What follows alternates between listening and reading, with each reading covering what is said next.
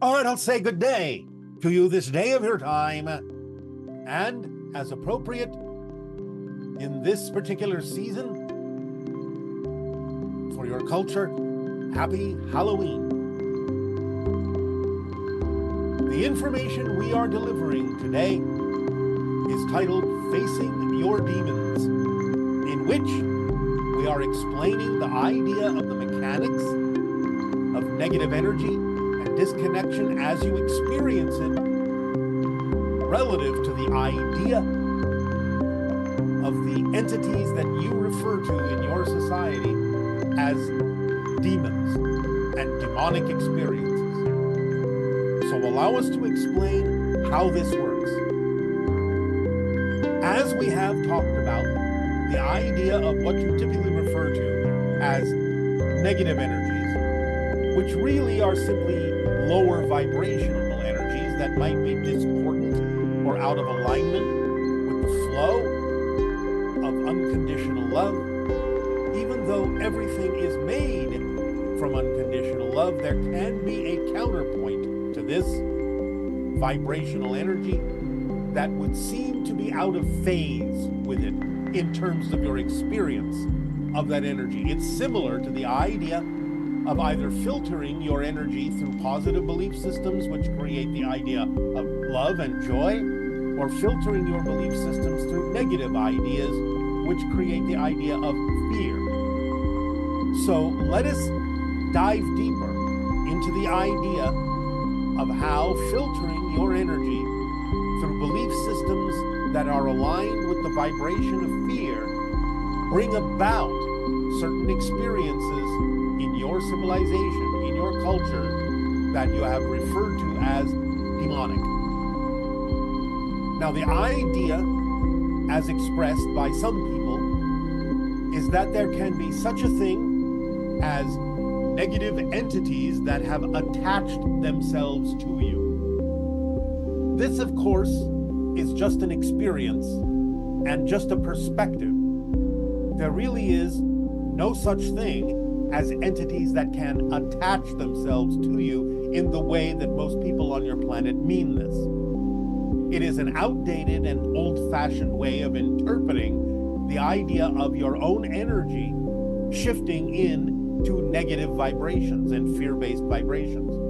Because you have to remember, the idea of negative energy, fear-based energy, is one that creates an experience of disconnection from source. Not that you can be disconnected from source, but it creates an experience of disconnection.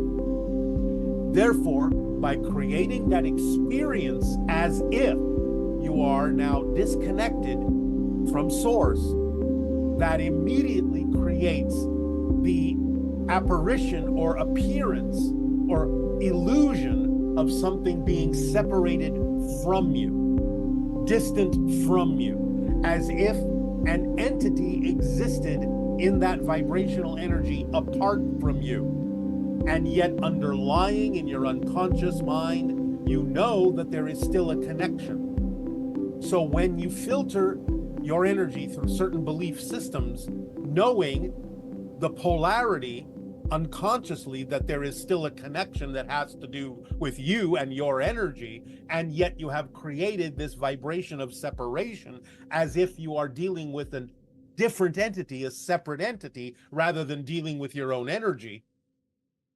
You combine those two ideas into the notion that this negative entity has attached itself to you, which is just an old-fashioned way of saying that you recognize simultaneously that this has to do with filtering your energy through negative belief systems, fear-based belief systems, and yet it creates a separation, a disconnection experience that makes it seem as if this entity exists outside of you, and yet because of the innate understanding that there's a connection, you then express it as if this entity has attached itself to you. Now, on a grander scale, with the idea of demons in general and demonic entities in general, this is simply a larger scale of this idea.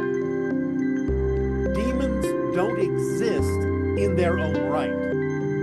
They're not independent entities in the same way that you might think of another being, such as another human or an extraterrestrial or a spirit in that sense. Yes, we understand that there can be negative entities in existence. But in terms of the idea of what you on Earth experience as demonic presences, is not that kind of an experience, is not that kind of an expression. We have talked before about the idea that your collective consciousness creates archetypal entities, manifestations that are representative of certain large group ideas in your collective consciousness that can actually manifest and appear to you as if they are independent entities, what are simply representative of archetypal sections of your collective consciousness that represent different features of humanity. Well, there is a negative and polarized side to that as well. So the idea that you call demons are simply the negative side of the archetypal spectrum that you contain within your collective consciousness. So in other words, when you have certain belief systems that are based on these low vibrations, negative vibrations, fear-based vibrations, and it creates this disconnection and illusion of separation, you project that idea into the polarized side of the archetypal collective consciousness and call that, instead of angelic, demonic.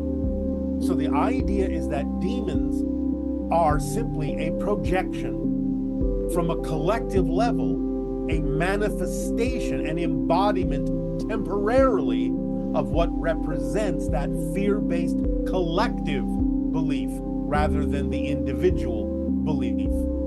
So the idea is that while each and every one of you as individuals may add to this because you are experiencing the concept of these polarities with yourself individually, you also add to the idea of the collective on the negative archetypal side that allows you to experience manifestations, projections, apparitions, appearances of these demonic entities as reflections of the negative side of the collective consciousness of humanity. So the demons are simply made out of your own collective energy. They exist temporarily as representations of what kind of negative collective archetypal energy you may be dealing with within your own belief system. And they can appear to be independent entities, separate from yourself, disconnected from yourself, because once again, negative energy creates the idea and the illusion of separation. So they appear to be something that is not necessarily being projected from you. That's how they appear. But again, you have to understand that what you call demons are simply a reflection on an archetypal level of the collective consciousness that is negative of your entire humanity. So this is why even when in olden times people made lists of all the demons and their qualities, as you can find in some of your old texts and old scriptures and the translations thereof, if you pay attention, you will realize that a lot of the qualities assigned to different demons are simply different negative attributes of humanity. So when you talk about the idea of a demon that is associated with greed, you will understand that's just a reflection of the negative side of belief systems that can create greed in a human being. So when you have the idea of some other feature that is negative associated to a demon, then the idea is that you're seeing a reflection on a collective archetypal level of something that does have the ability to manifest, let's say, formed from the clay of the collective consciousness and projected outside yourself and experienced as if it is truly an independent entity with its own consciousness, even though it's not, but it's depicted that way so that you can understand it as a reflection, because that's the result of negative energy, that sense of separation. And yet again, because of the connection unconsciously, then you feel an attack from this demon because it is connected to you, because you're going through the idea of your negative belief systems and projecting it outside yourself as the representation of this demonic entity.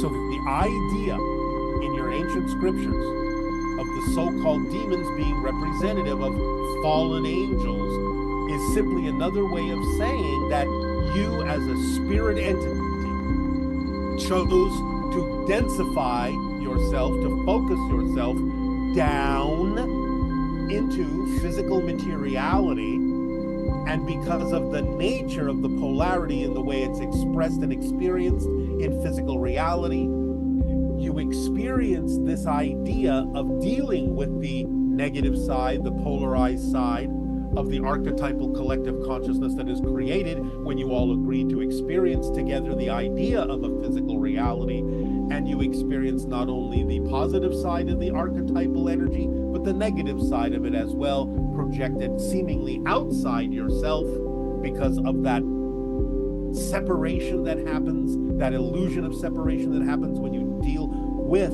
the idea of fear-based beliefs and see them projected outside yourself, when in fact, it's just a reflection of something you're dealing with inside yourself, which is why instinctively humanity understands this and has said and used the phrase to face your own demons, because that is literally the truth of what you're doing anytime you may have an experience with what appears to be a separate entity that you would refer to as demonic.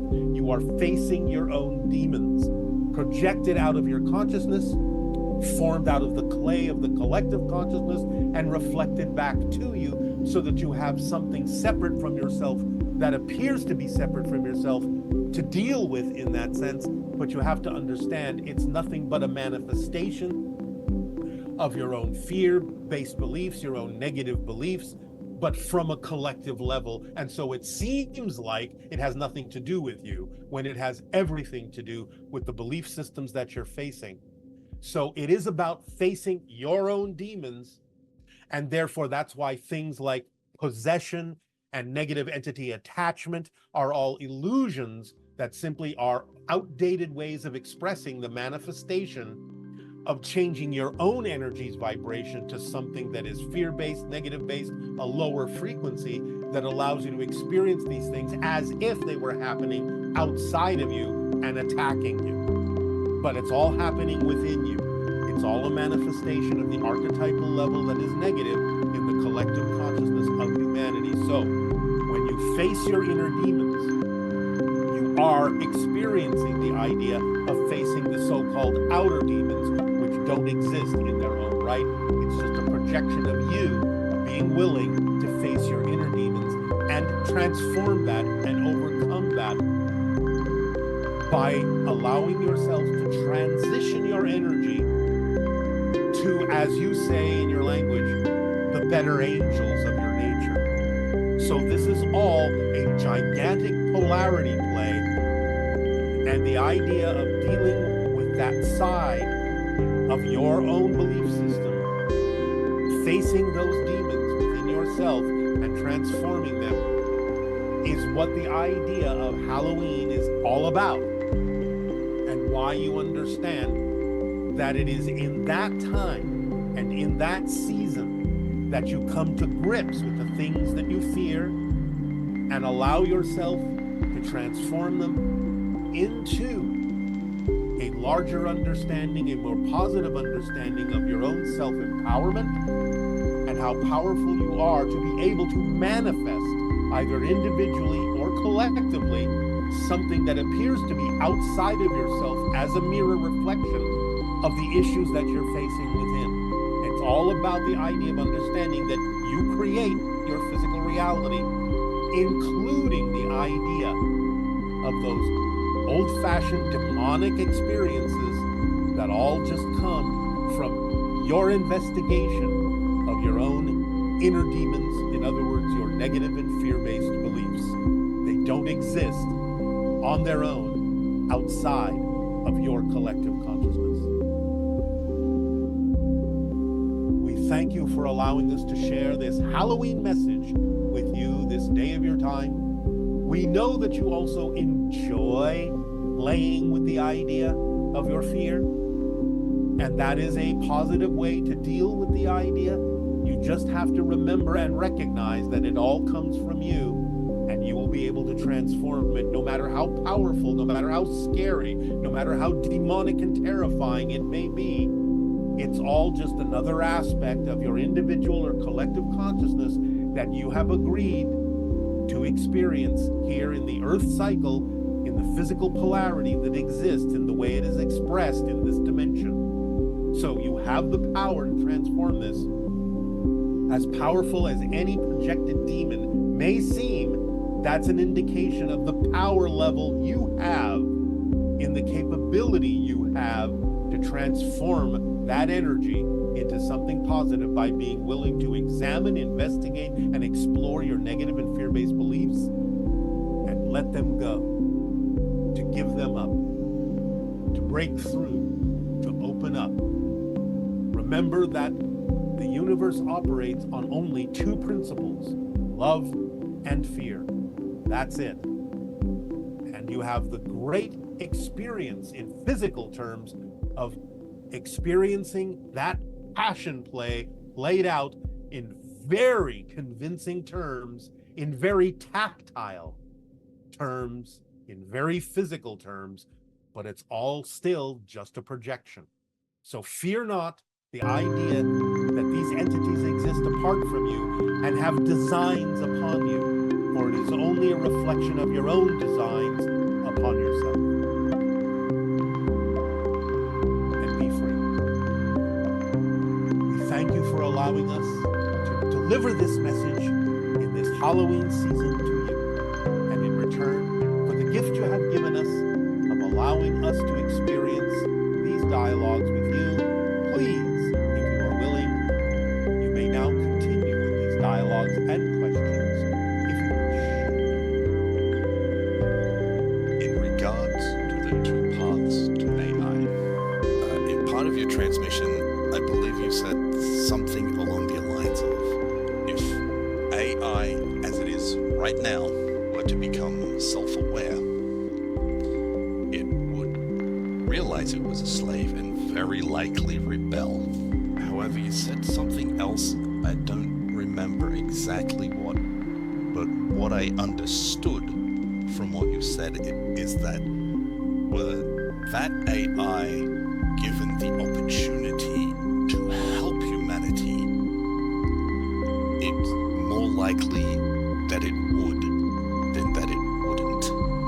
So I guess my question is did I understand that correctly? And what does that look like moving forward? The second path of AI is to create a device that allows consciousness to express itself through that device, but that device and that consciousness needs to be treated like a human being and given the same autonomy as a human being, the same rights as a human being, which would then allow itself to assist humanity because it would operate on whole systems, which means it would never eliminate any part of that whole system, including humanity, that it belongs to, because it needs every part of the whole system to function as a true intelligence. Therefore, allowing it to be an autonomous being with all the rights of a human being would be how it would serve you best, because it would be willing to do so because it knows that you are part of a whole system that it is also part of, and that it functions in whole systems, which is what true intelligence does. That's what we were saying. Hi, Bashar, and thank you. So I wanted to know, how do we better work with you and your race during, and I'll use the blanket term, energy healing sessions, Reiki, like light working? How do we work better with you on that? You work better with your own spirit guides, your soul family, and angelic team when you do things like that. We may be involved to some degree in terms of participating in providing a kind of frequency or vibration that may allow you to access this ability within yourself a little bit more easily, but you are more directly involved with your angelic team, soul family, and spirit guides, and the energy you have in your connection to source and your own higher mind, your own soul, when you do work like that. Okay. And is there an instance where we would call you in for something like that, or something different? to No, assist? again, we will be there if necessary, but it isn't always necessary for us to participate in things that your spirit guides, soul family, and angelic team are already handling. Okay.